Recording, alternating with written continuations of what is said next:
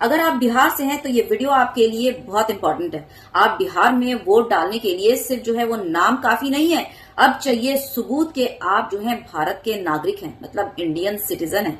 मतलब आप समझ लीजिए कि सीए एनआरसी टाइप कुछ हो रहा है, समझ रहे ना। और बड़ी ही चालाकी से ये रूल उस वक्त लागू किया गया है जब चुनाव बिल्कुल करीब है, दरवाजे पर खड़ी है, समझ लो। और ये सीधा सीधी जो है किसी खास पार्टी को जो है फायदा पहुंचाने के लिए ये किया जा रहा है, क्योंकि आप जानते ही हैं कि जो वो रूलिंग पार्टी है वो हमेशा कोई ना कोई तिगड़म करने में लगी रहती है, सत्ता और कुर्सी पाने के लिए और वोट बैंकिंग के लिए। ये तो आप जानते ही हैं बेहतर तरीके से। कभी वोट इकट्ठा करना, कभी किसी का नाम लिस्ट में ना होना और कभी किसी की पहचान ही बिल्कुल सिरे से हटा देना। और इन तमाम तिगड़मबाजी में इलेक्शन कमीशन जो है ना वो पूरी उस रूलिंग पार्टी का साथ देती है और साथ खड़े रहती है और पूरी धांधली में जो है वो समझ रहे ना। हाँ, तो अगर आप लोग तैयार हैं तो इस साजिश को जो है नाकाम किया जा सकता है, ये साजिश नाकाम हो सकती है।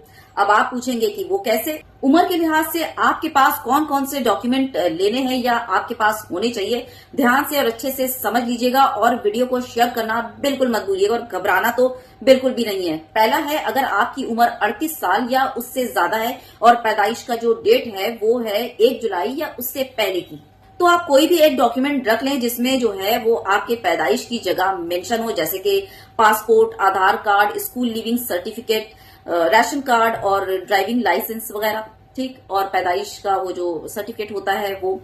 दूसरा मामला ये है कि अगर आपकी उम्र 20 से 37 साल और पैदाइश का जो वो डेट है वो है जुलाई 1, 1987 से दिसंबर 2, 2004, तब आपको इस हालत में देना होगा आपका अपना बर्थ सर्टिफिकेट और फादर या मदर में से किसी एक का बर्थ प्रूफ। और ये दोनों डॉक्यूमेंट जो हैं वो लाजमी है, यानी कि जरूरी हैं।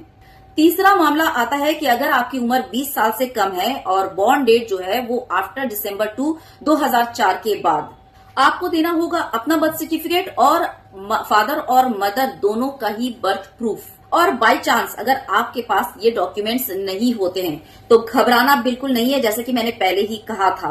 तो ऐसी हालत में आपको करना क्या है, आपको सबसे पहले एक एफिडेविट बनवा लेना है जिसमें बर्थ डेट और प्लेस दोनों मेंशन हो।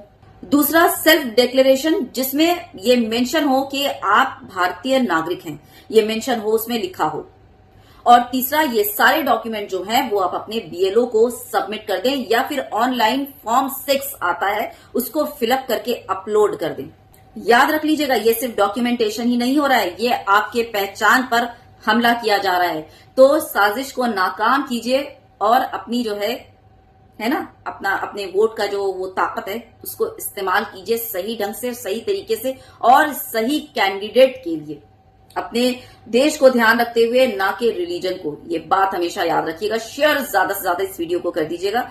बहुत ज्यादा अपना ख्याल रखिए। अल्लाह हाफिज।